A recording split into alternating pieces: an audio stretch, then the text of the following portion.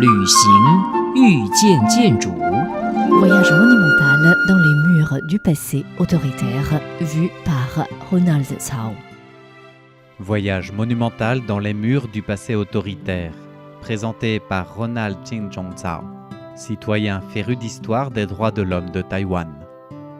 Le mémorial Qingmei est le deuxième lieu de mémoire taïwanais à avoir été transformé à partir d'une prison politique.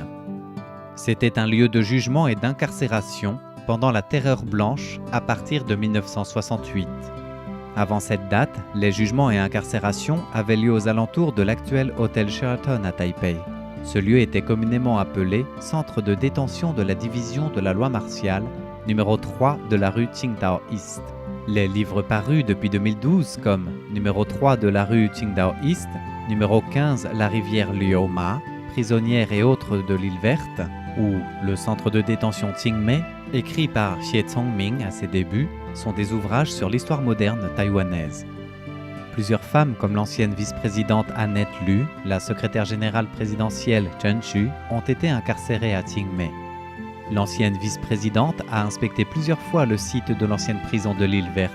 Elle a également largement favorisé la transformation du centre de détention de Qingmei en un lieu de mémoire qui a été ouvert au public le 10 décembre 2007 à l'occasion de la Journée internationale des droits de l'homme.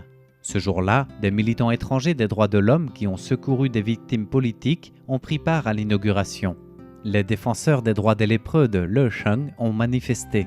Il y a également eu des débats sur les créations artistiques dans le mémorial. Ce lieu de non-droit s'est justement transformé en musée national des droits de l'homme en mars 2018. Cette conversion a nécessité sagesse et savoir-faire. Compte tenu de l'importance de ce musée, de nombreux éléments ont nécessité des discussions. Tout d'abord, toute intervention touchant l'architecture du site doit se faire après réflexion sur la transmission historique du vestige afin d'éviter qu'il devienne un simple parc ou une structure similaire aux autres. Ensuite, la manière de privilégier le contenu par rapport à l'infrastructure pour ce site représente un nouveau défi pour la société taïwanaise.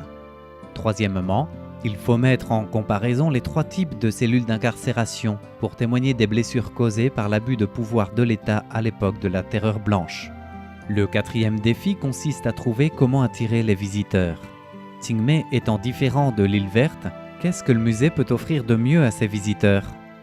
Par exemple, une présentation comparative entre le mémorial Chiang Kai-shek et le mémorial du massacre du 28 février 1947, qui se trouve sur la même ligne de métro. Cinquièmement, il faut permettre aux visiteurs de comprendre la justice transitionnelle. Nous voulons que l'organisation du site soit conforme aux standards du patrimoine mondial et du programme Mémoire du monde tel que défini par l'UNESCO. Le site peut d'ailleurs s'inspirer de l'expérience de l'étranger en matière de justice transitionnelle, afin que Taïwan renforce sa propre expérience démocratique.